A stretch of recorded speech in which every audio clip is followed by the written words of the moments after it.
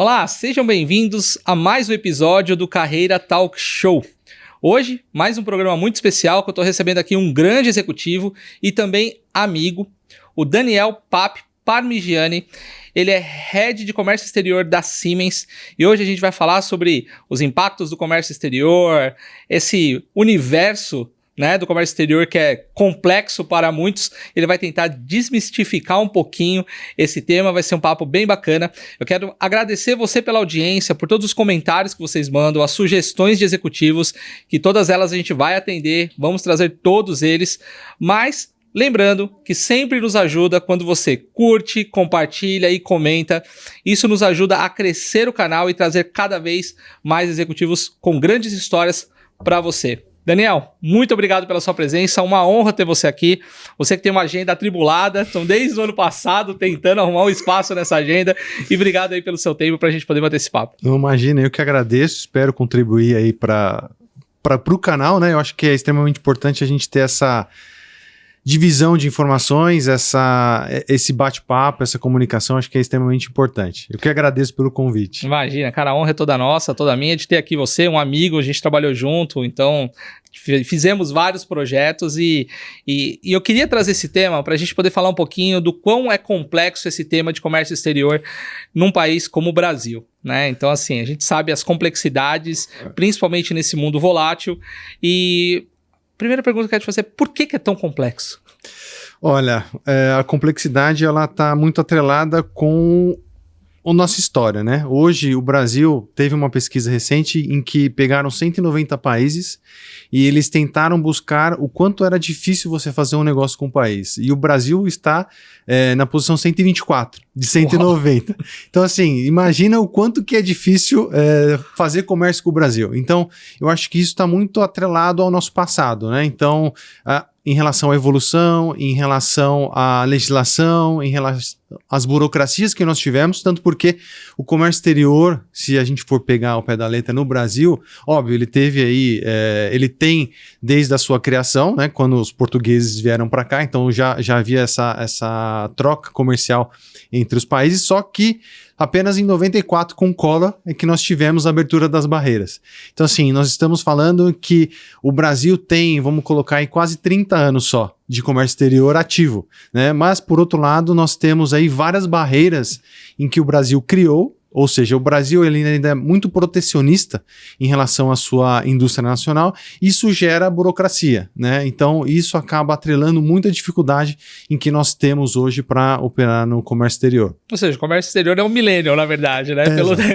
Exatamente. Pelo tempo. Cara, e como as empresas têm conseguido não acelerar essa burocracia? Porque, assim, realmente é muito burocrático. Eu que sou de supply chain, trabalho com comércio exterior também, sei o quanto é complexo, né? Eu mais do lado da logística e compras aqui, você mais do lado da parte burocrática, realmente desse contato com a Polícia Federal, com esse contato com as empresas para poder fazer esse desembaraço.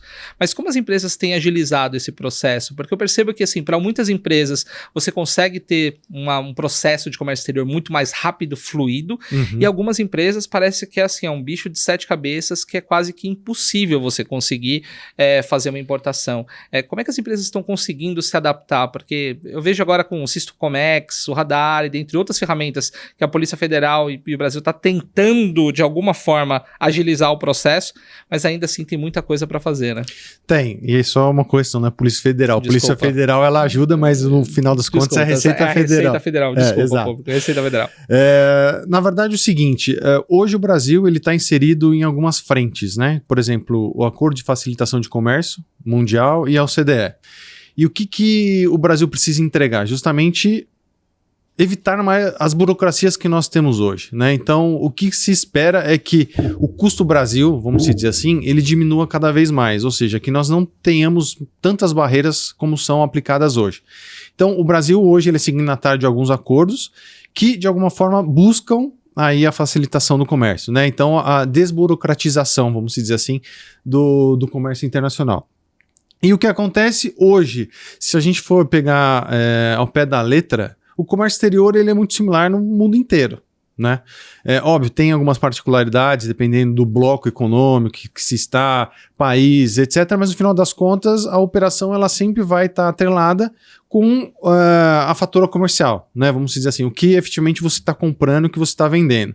E o que eu enxergo hoje, para que a gente tenha uma facilidade, uma aceleração no processo, o primeiro ponto é justamente você mostrar para o seu ou pro comprador ou para o seu vendedor quais são as atribuições ou o que você precisa ter na documentação e na sua mercadoria, né?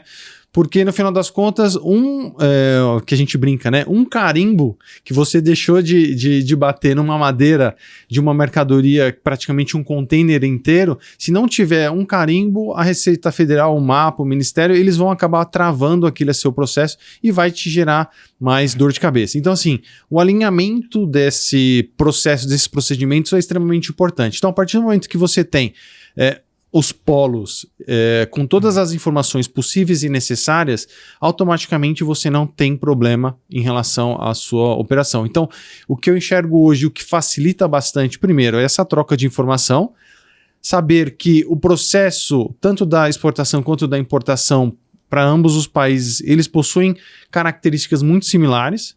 Então, você precisa ter essa troca, né? Esse alinhamento antes de realizar qualquer coisa. Porque tendo um alinhamento, flui muito bem o processo. Caso você não tenha um alinhamento, aí vai te gerar problema no que tange a documentação, no que tange ao recebimento da própria mercadoria, a questão da Receita Federal. Então, assim, você acaba tendo muitos intervenientes em um único processo que, se você não tiver 100% em compliance, vamos dizer assim, você acaba tendo muitos problemas, né? E às vezes problemas indesejáveis.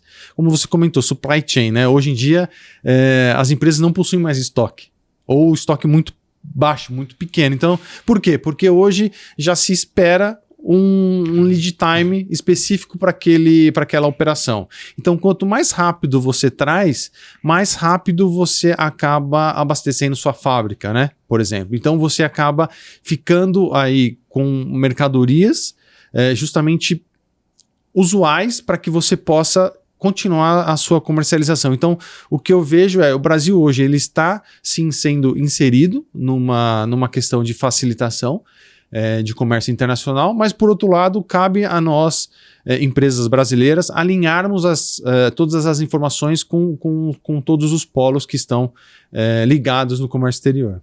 E como uma empresa pode preparar ou construir uma estrutura para poder fazer esse processo de importação? Porque, como você comentou, não ter o estoque e considerar isso no lead time facilita, porque você vai reduzir custo e vai trazer exatamente aquilo que você precisa. Sim. Estoque para as empresas é custo. A gente precisa reduzir isso ao máximo possível. Mas como uma empresa pode preparar a sua estrutura para conseguir fazer uma operação como essa?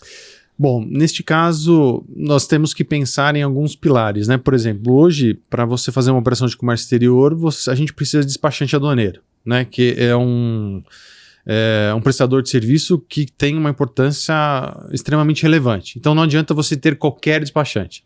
Você precisa avaliar, ver, fazer uma pesquisa e identificar se aquele despachante ele possui atribuições e características que atendem o seu negócio, né? Hoje, por exemplo, a Siemens...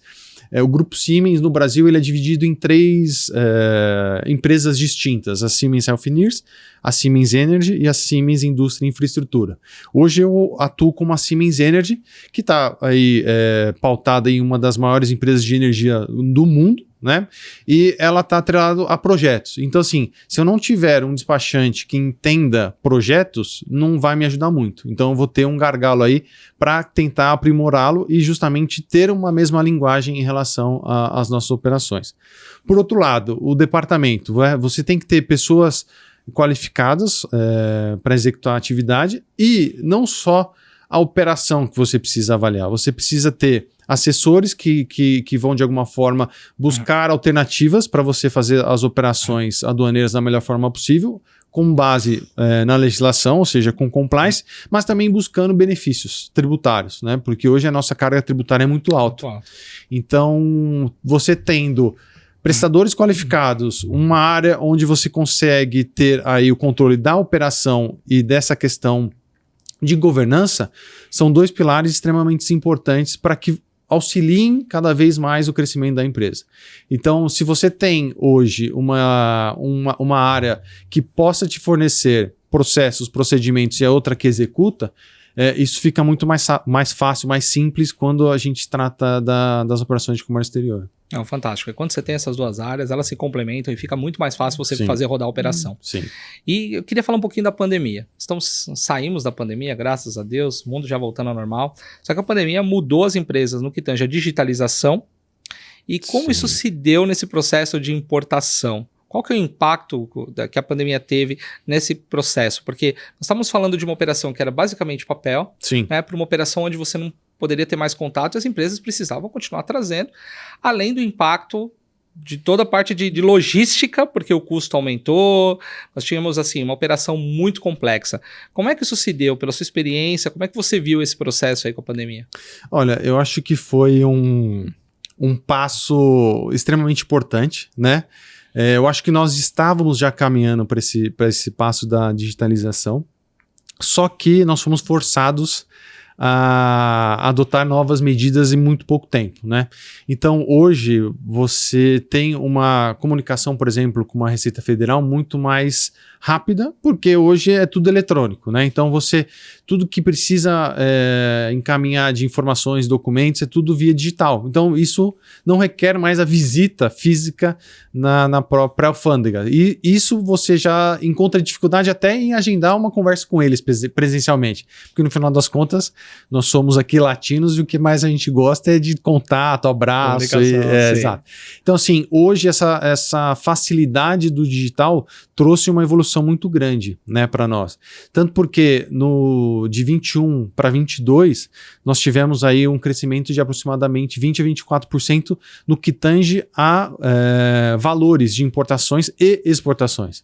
Então, nós estamos falando aí de aproximadamente 250, 270 bilhões de dólares que a gente trouxe em 22, ou seja, um aumento de 20% comparado a 21.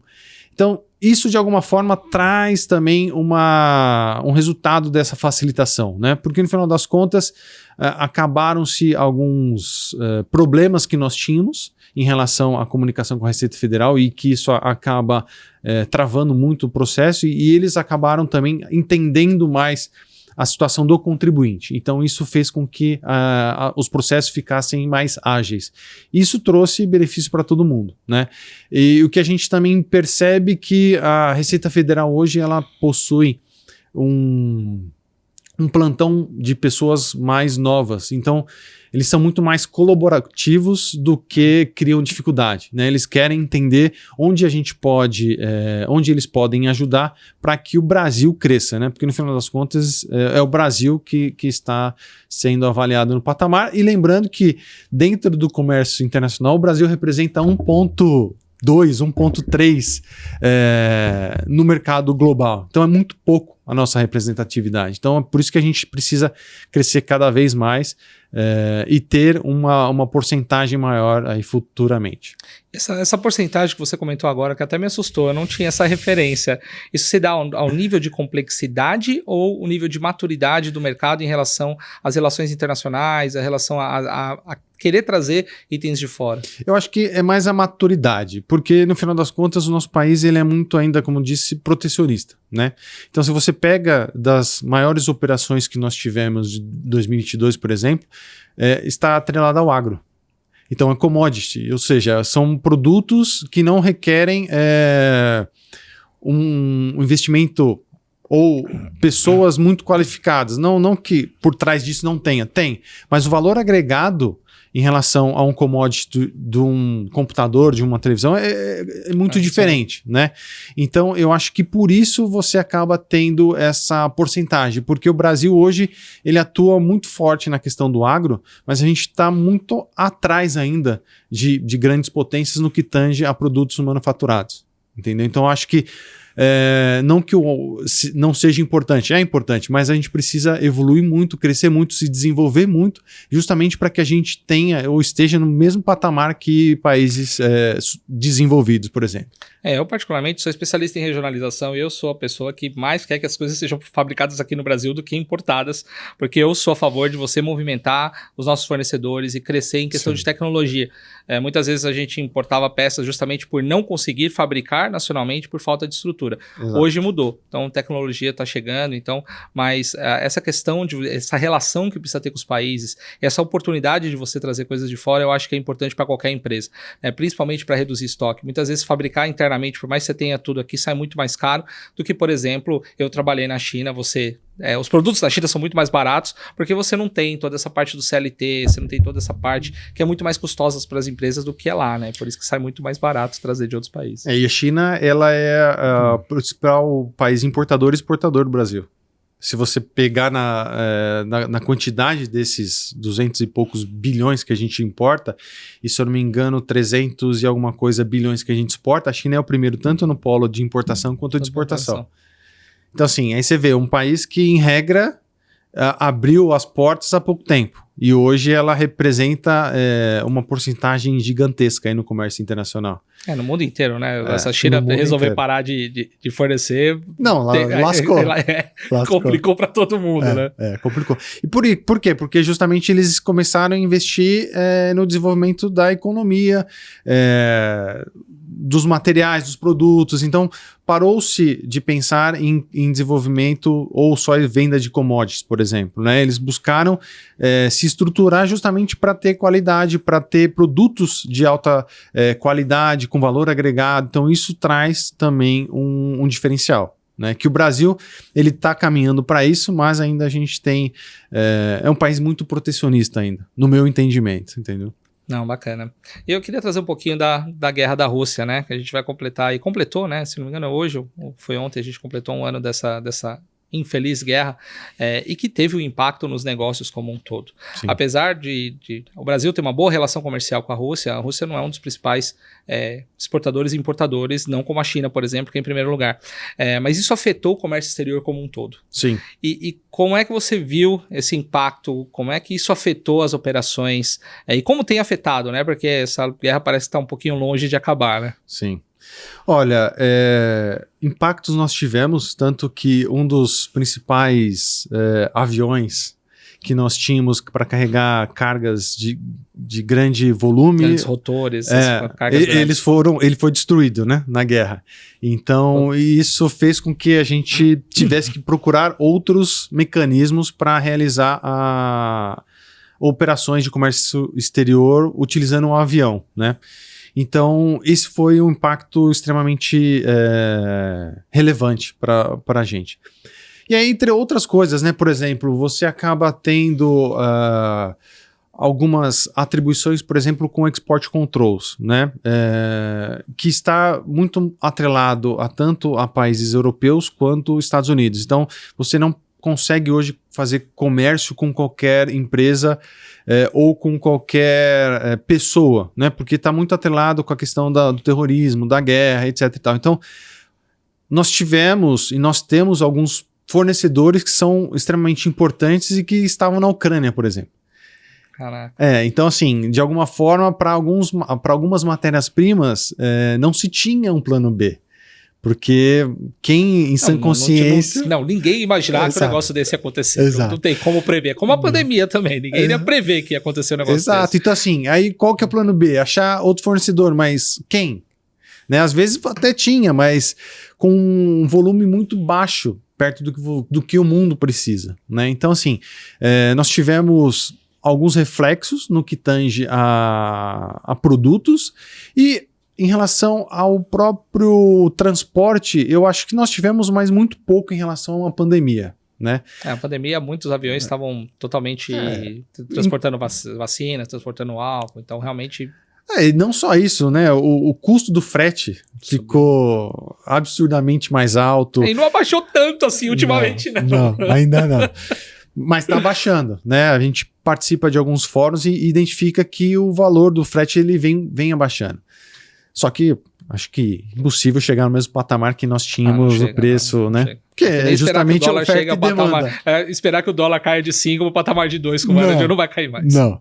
Então, assim, existem esses critérios que acabaram impactando. Mas se você comparar a guerra da Ucrânia, por exemplo, com a pandemia, cara, são polos completamente distintos. Mas tivemos reflexos? Sim, mas pouco. perto do que a gente tinha em relação com a pandemia. Então, assim, algumas empresas, alguns ramos de negócio, pode ser que tiveram aí um impacto muito maior justamente pelo que eu falei, de só ter um fornecedor localizado naquela região. Então isso teve um impacto muito grande. Mas em relação ao comércio exterior, óbvio, teve diminuição de aquisições, de compras, de vendas, tanto para a Ucrânia quanto para a Rússia, mas eu entendo que o impacto foi baixo, vamos dizer assim, para nós, né, Brasil. Lá na Europa, eu acho que foi bem pior. Teve alguns, pelo menos na área de tecnologia, eu sei que teve um impacto muito significativo. Mas assim, recuperou rápido. Deu para poder contornar de forma rápida. Exato. Agora eu queria mudar um pouquinho, deixar esse assunto um pouco mais leve, né?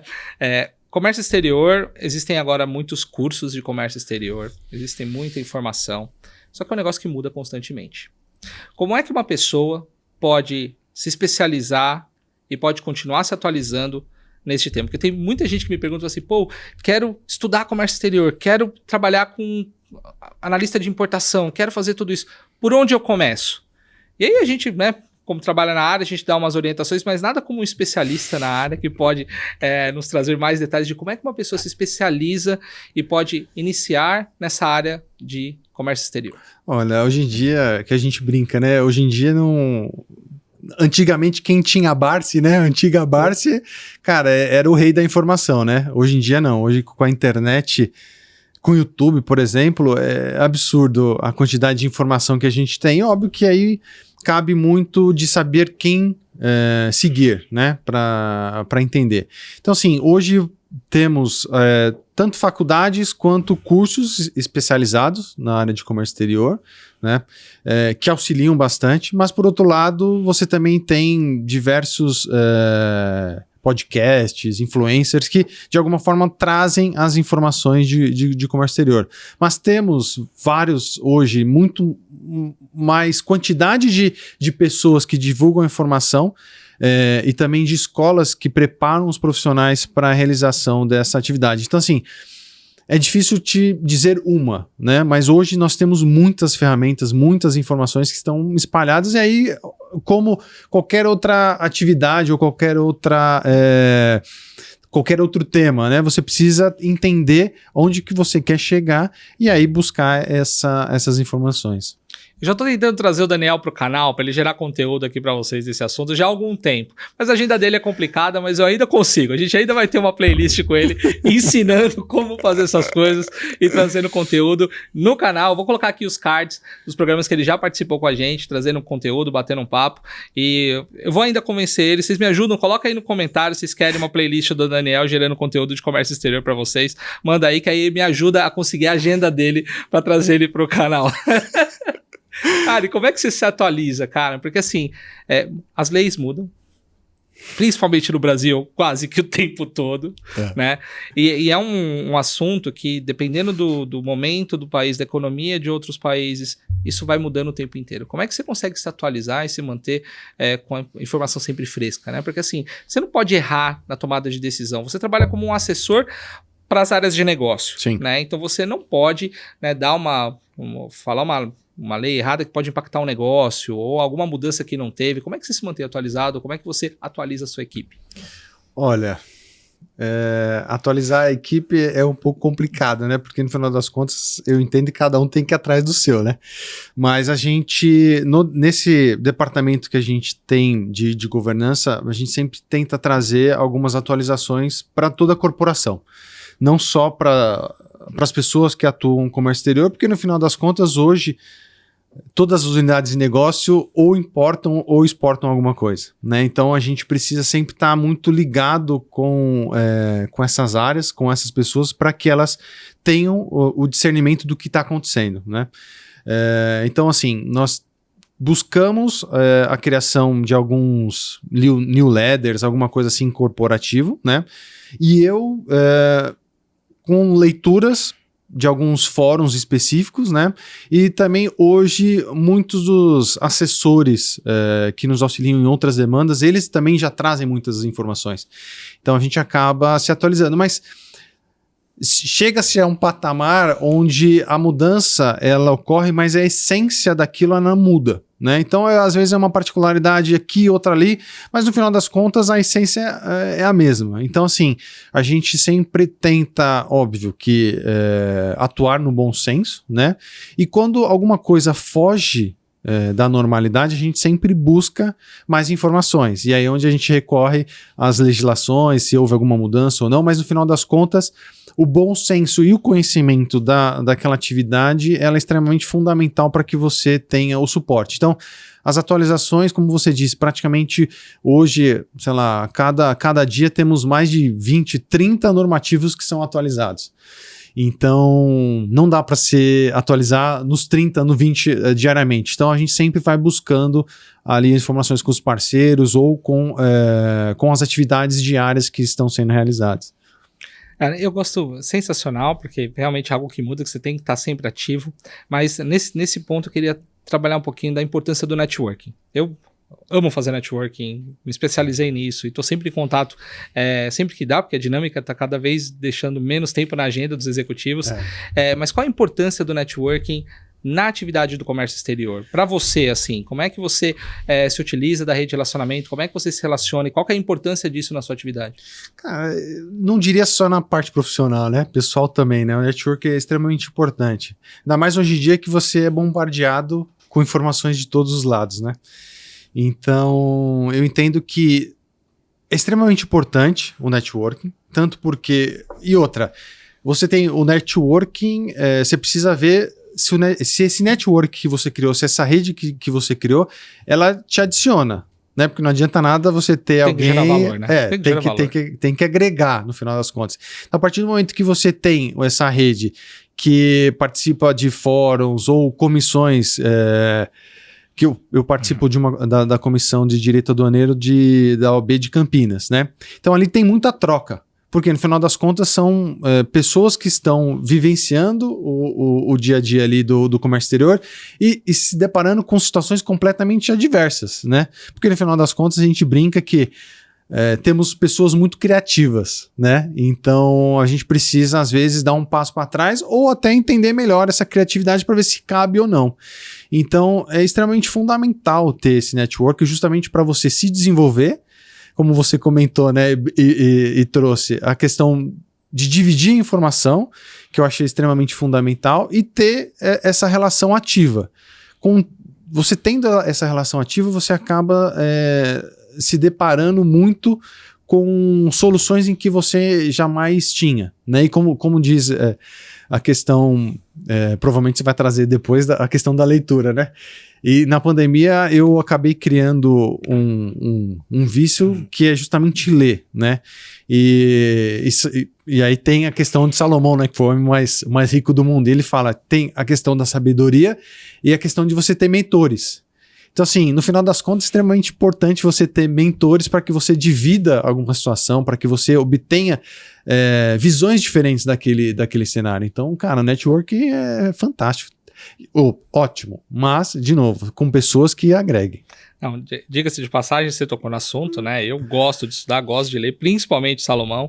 E quem puder ler o livro de Provérbios vai ver que é o maior curso de produtividade, gestão de carreira e negócios que você pode conhecer, porque realmente o cara foi espetacular, né? Mas essa leitura não vale, daqui a pouco eu vou te perguntar sobre outras leituras.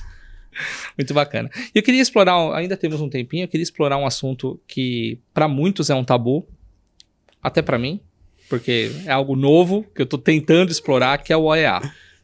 Eu vejo que poucas empresas exploram essa modalidade. Por que isso acontece? Porque é complexo, porque falta conhecimento. Como é que as empresas podem implementar essa ferramenta, que na minha opinião é uma das maiores ferramentas para comércio exterior que você pode ter dentro da sua empresa, porque facilita muito a operação. Sim. Mas eu vejo que pouquíssimas empresas têm esse conhecimento e conseguem implementar. Olha, como diz como brinca um amigo meu, né? Nós tínhamos antes do OEA o Linha Azul, que era a jabuticaba, né? Que só existe no Brasil. O Linha Azul, ele já previa a facilitação, né? Da operação aduaneira, vamos dizer assim. E com o OEA, ele simplesmente trouxe uma visão muito mais ampla, porque o OEA, o operador econômico autorizado, ele praticamente tem no mundo inteiro. né? E o Brasil ele tem alguns acordos de reconhecimento mútuo, ou seja, alguns países que entendem que o nosso programa ele se adequa a esse país e, consequentemente, casa, né? Dá um match em relação ao que se espera, e com base nisso, o fluxo aduaneiro, ele, em regra, ele tende a não ser travado, né? A ideia do programa é justamente habilitar empresas parceiras aí do poder público, né? Justamente para que a Receita Federal ela gaste mais esforços numa empresa que não é qualificada ao OEA, por exemplo, né?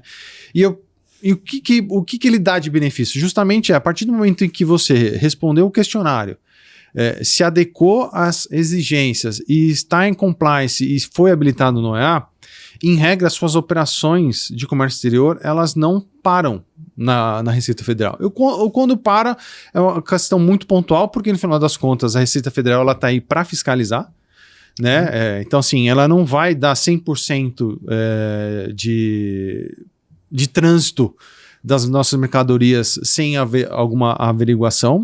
Nem faz sentido, porque você abre margem para poder fazer coisa errada, né? Exato. Ela tem que fiscalizar. Então, mas por isso eu acho que é um grande benefício, né? Porque no final das contas, se você pega aí época de pandemia, etc e tal, onde o mundo estava um caos e as empresas, consequentemente, com problemas até hoje no que tange a fornecimento, né? Porque tem vários fornecedores que estão atrasados até hoje e, para que eles consigam se adequar e estarem no mesmo patamar de 2, 3 anos atrás, pode ser que ele demore mais 5, né?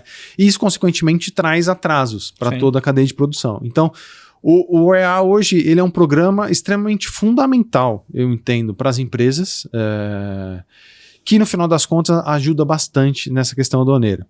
Agora, o porquê você não tem uma empresa habilitada, eu acho que está muito atrelado com a maturidade dela. Porque, no final das contas, eu sempre vendo que o comércio exterior ele é um pilar fundamental e estratégico para a companhia.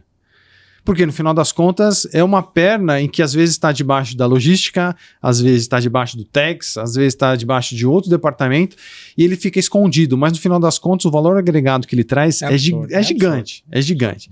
Então, o que eu enxergo é que muitas das empresas, elas não possuem essa maturidade, esse entendimento e, consequentemente, isso gera algum retrabalho de alguns procedimentos, de alguns processos. Então, assim, não adianta você ser meia boca e querer se adequar para ter o programa. Não, na verdade, você tem que se adequar, ter robustez, maturidade e se aplicar o programa. Aí sim você vai ter aí toda a avaliação, passar pelo crivo e ser habilitado.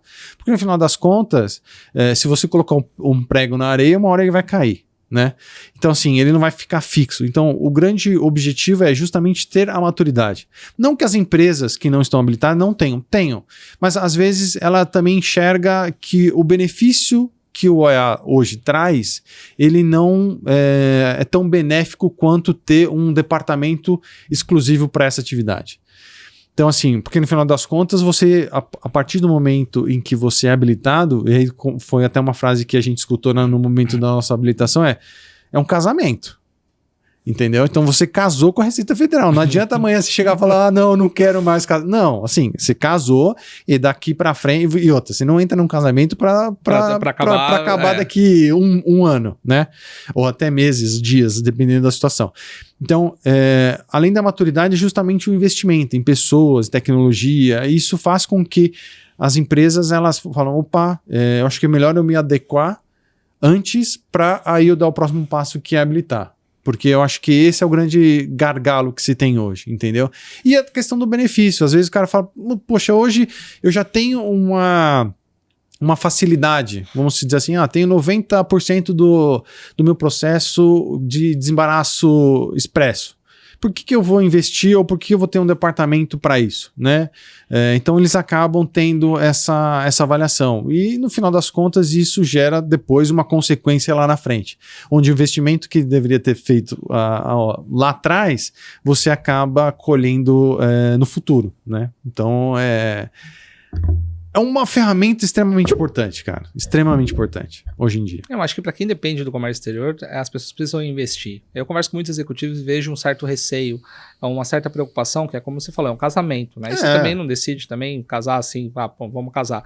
Tem algumas pessoas que vão e simplesmente o fazem, mas realmente é um processo que você precisa pensar, você precisa ter uma boa área de compliance, você precisa ter uma boa estrutura, porque no final das contas você tem um acordo com a Receita, Sim. a ponto de manter uma operação mais fluida para que você consiga atender melhor os clientes. Né? E outra, às vezes você tem um grupo econômico, né? Onde uma empresa ela detém vários ramos de negócio. Então pode ser que, sei lá, de 3 ramos de negócio, a empresa ela tem uma robustez assim, grande em 2 e no terceiro não. Então ela precisa se preparar para o terceiro, porque no final das contas está tudo debaixo do mesmo CNPJ. Então tem todas essas anuências aí que precisam ser avaliadas, mas uma vez estruturado, vai embora. Bacana. E hoje no mercado fala-se muito de ESG. As empresas estão se preparando, é o tema do momento e não tem mais volta. Então, cada vez mais, os grupos, grandes fundos, grandes grupos, estão investindo em ESG. E como é que o ESG tem impactado a área de comércio exterior?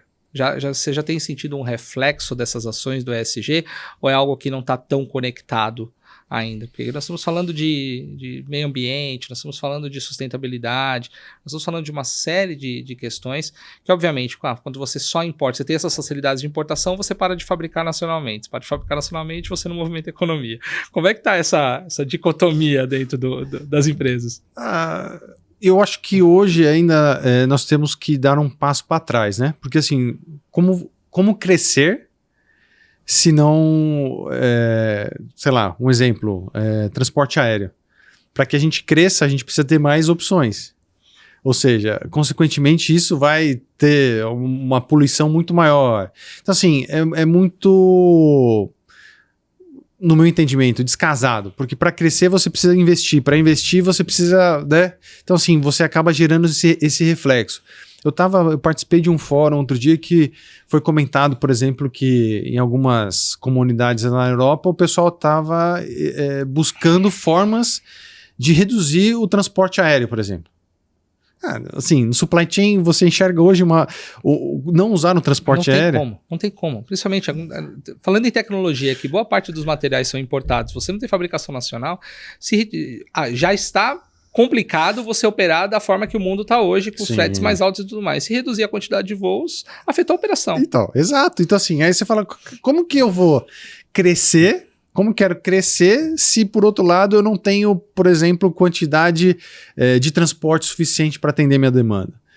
Então, assim, eu acho que existem alguns fóruns que precisam ser realmente avaliados, estudados, para que uma coisa esteja atrelada à outra. Né? Porque imagina, você reduzir a quantidade de voos, por exemplo. Sim, insano. O resultado disso, o reflexo disso, ele, além das viagens, das pessoas, você tem um impacto no comércio. Então, assim, como você quer crescer se você pretende reduzir? Para reduzir, você vai ter que criar outros mecanismos, né? A não ser daqui a pouco o drone, né? O drone também daqui a pouco tem entrega com o drone, aí já tem testes acontecendo já. Exato. Então, assim, aí tudo bem. Só que a gente ainda precisa evoluir muito nessa questão tecnológica de como os meios de transporte que nós temos hoje, eles podem, de alguma forma, reduzir essa criação de carbono, etc e tal. Então, assim, eu vejo que é uma semente que precisa ser regada com bastante carinho. Lá na frente vai ter um resultado? Vai. Mas eu acho que ainda hoje a gente está muito, vamos dizer assim, despreparado em relação a essa questão, entendeu? Que eu vejo muitas empresas falando sobre ESG, trazendo muita notícia, muitas pessoas se especializando e focando somente no ESG como um todo e sem olhar a operação. Que isso acaba preocupando. Como você falou, como é que eu consigo fazer uma operação logística num país onde boa parte do transporte é terrestre? Ou seja, a gente não tem trens ou outro tipo de estrutura para você fazer uma operação. Como é que eu consigo ser sustentável se eu dependo desse tipo de meio de transporte que polui? Assim, e obviamente, os equipamentos, os caminhões e tudo elétrico é uma tendência, vai acontecer, mas ainda assim não numa estrutura para movimentar a economia do Brasil. Não tem como. Não, e o terrestre, se eu não me engano, representa 80%? Alguma coisa assim. Até um pouquinho mais que isso, então, cara. Como? Cara, é tudo diesel, praticamente. Então, assim, como que você vai mudar? Óbvio, a tecnologia tá vindo, tá, mas eu acho que para nós termos aí uma quantidade suficiente vai demandar anos, entendeu? Óbvio, as empresas estão trabalhando para isso, estão, mas para nós aqui ainda é um pouco distante em relação a países desenvolvidos. Eu vejo que é um tema que precisa ser falado, é algo que é importante, Sim. mas ainda assim precisa colocar boas cabeças aí pensando em como fazer isso sem afetar as operações, sem afetar as empresas. Ou seja, tem que falar, o assunto é importante, mas ainda assim eu concordo contigo que a gente está ainda... tem muito tem passo. Muito chão para correr. Muito. Infelizmente, estamos chegando no fim do programa, mas eu tenho algumas perguntinhas ainda para te fazer. Quer você dar uma dica de um filme, um livro, uma série para nossa audiência, do que você, não necessariamente de comércio exterior, mas aquilo que você está vendo que faz te desanuviar, aquilo que você gosta de ler? Olha, a questão de Salomão, que você trouxe, né? Eu acho que temos vários livros aí que trazem algumas passagens de Salomão. Eu acho que traz uma reflexão muito importante pra gente. Um outro livro que, na verdade, é um livro de cabeceira que todo mundo fala que você tem que ler pelo menos uma vez no ano, né? Que é O Segredo das Mentes Milionárias. Fantástico. Do Hark Ever. Cara, assim, traz vários insights muito interessantes. E um outro livro que eu li e que traz uma reflexão muito legal é Pense como um Monge. Agora eu não lembro o nome do autor, mas ele era um economista britânico que simplesmente largou tudo e foi morar num monastério. Então, assim, ele traz várias reflexões, assim, que você pensa e fala, cara, é verdade, entendeu? A gente liga muito pro que os outros pensam, né? E não porque efetivamente o que a gente quer, o que a gente gostaria que fosse feito. Então, foram reflexões interessantes desses 3 livros aí que eu acho que são fantásticos. Bacana. 2023. Não posso encerrar o programa sem pegar a visão. Você vai fazer o convite já para eu fazer o... Não, vou fazer no final, já vou deixar aqui. Põe nos comentários aqui para ele vir fazer uma playlist aqui no canal. Tô tentando convencer esse homem e não consigo. Mas eu vou chegar lá. Ainda vou tirar ele ali da zona de conforto dele. Vou conseguir uma agendinha dele. Mas o que você vê para 2023? Assim, mudamos o governo, é muito cedo para falar. Nós acabamos de sair do carnaval. Para muitos o ano começa agora. Mas como é que você vê o 2023 no comércio exterior, nos negócios? Qual que é a sua expectativa? O que você acredita?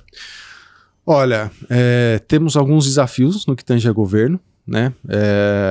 Principalmente no que traz aí em relação a benefícios fiscais, né? Então a gente vê um governo que, de alguma forma, busca mais arrecadação. Então, consequentemente, o que a gente tem de benefício vai ser um pouco mais árduo de conseguir. Eu acho que a gente vai continuar crescendo, né? Como eu comentei, de 21 para 22 nós tivemos aí 25% de crescimento. Eu acho que vai continuar desse jeito, porque o mundo está muito aquecido, né? O que a gente brinca é que justamente o maior desafio hoje é entregar o que foi vendido. Para quem é do supply chain sabe. Então, assim, eu acho que a gente vai continuar numa crescente. Teremos muitos desafios ainda, mas eu não vejo que vamos regredir. A gente vai sempre estar um passo à frente. Mas com algumas dificuldades, eu acho que isso faz parte do nosso dia a dia, né? Mas eu acho que é promissor, cara. A gente tem que pensar sempre no positivo, né? Sim. Então eu acho que 2023, como você comentou, para alguns começou o ano agora, né? Ele tende a ser um ano um pouco difícil, mas com alguns desafios interessantes, mas com crescimento. Eu gosto desse pensamento positivo e eu acredito muito nisso. E depois de ter passado por uma pandemia, guerra da Rússia com a Ucrânia, eu acho que a gente já está pronto para passar por esses desafios, né? Eu acho que as pessoas já vão começar a entender que não adianta depender de governo, a gente tem que fazer nossa parte, tem que trabalhar, tem que fazer acontecer. A economia depende do nosso trabalho, muito mais do nosso trabalho do que do governo. Se o governo não atrapalhar, vai dar tudo certo. Então eu acho que se a gente fizer isso e pensar positivo... Cara, muito obrigado pelo seu tempo, muito obrigado pelo conteúdo. Você é um cara que sabe a admiração que eu tenho por você como pessoa, como profissional. Quero sim, tá aqui feito o convite ao vivo, vou até fazer um corte e tentar viralizar isso na internet. Daniel, venha fazer uma playlist no canal da Growth Strategy TV, porque é um tema que eu particularmente sinto falta no mercado, um tema de qualidade, tem muitos influenciadores e tudo mais, mas você consegue trazer de uma forma didática, simples, e você sabe, todo problema que eu tenho eu ligo pro Daniel, tô com uma situação aqui, traduz pra mim, me ajuda. Então você sabe que você é praticamente meu assessor para esses assuntos. E Network, sem sombra de dúvida. E sempre que você vem pro canal, eu tenho uma enxurrada de pessoas que falam, poxa, Daniel, cara, sensacional, a forma como ele explica e tudo mais. Então, vou conseguir arrumar um espaço nessa agenda aí desse homem ocupado. Obrigado pelo seu tempo, pela oportunidade. E o programa tá aberto e o canal, para sempre que você quiser estar aqui, vai ser uma honra. Eu que agradeço pela admiração, a admiração também é mútua. Você sempre foi um parceiro muito importante aí na minha carreira e estamos aqui para ajudar. Agradeço pelo convite novamente. Foi o primeiro podcast, né? Primeiro de muitos.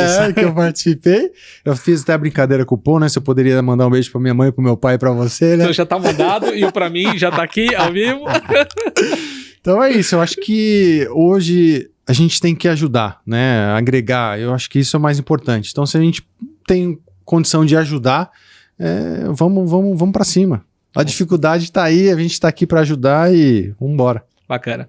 Os dados do Daniel, LinkedIn, contatos, vai estar aqui na descrição. Se conecte com ele no LinkedIn, extremamente acessível, sempre está respondendo, claro, dentro da dinâmica. Dentro do LinkedIn ele participa de vários fóruns, tem diversas lives aí, então eles geram um conteúdo bem bacana. Então sigam o Daniel. Obrigado por você acompanhar esse episódio, é muito bom ter vocês aqui. Obrigado pelos feedbacks, que são sempre muito bem-vindos. E não se esqueça de se inscrever no canal, curtir, compartilhar, ativar as notificações, que nos ajuda a crescer e trazer cada vez mais pessoas como o Daniel para poder gerar um conteúdo de valor para a sua carreira. Até o próximo programa.